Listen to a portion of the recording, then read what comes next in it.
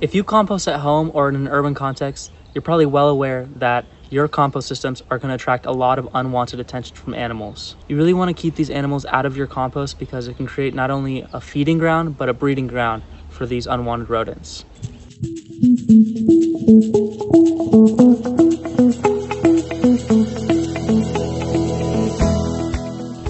For example, raccoons can easily topple your compost systems that have lids on them.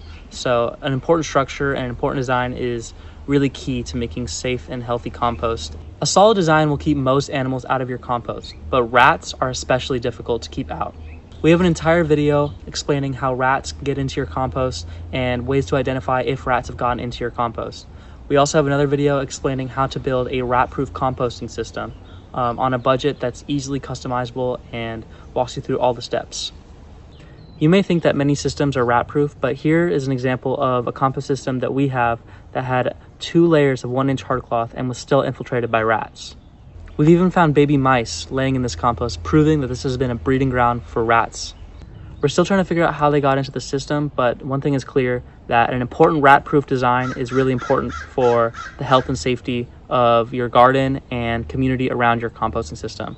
Rats can breed in these compost systems and can chew wires in your house and even total your car through chewing up the wires on the inside.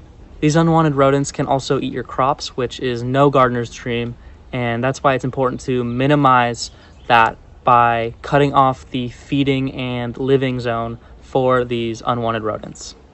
Even a compost guardian like a garden cat probably won't be able to keep out 100% of the rats from your compost. Another thing you really don't want to see in your compost system is a skunk. Here's a video of a skunk getting into our system, or trying to get into our system. And you know, as bad as compost may smell, it'd smell a whole lot worse if you opened your system and got sprayed in the face by a skunk. Or if maybe your dog or cat try to get into your compost or sniff around, they can get sprayed too.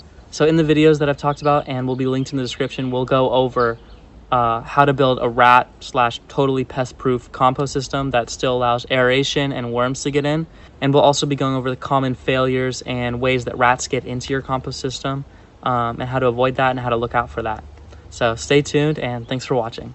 Bye. If you want to learn more, you can visit our compost website at sites.google.com/ucsc.edu/ratproofcompost. You can also find it linked in the description or by scanning this QR code.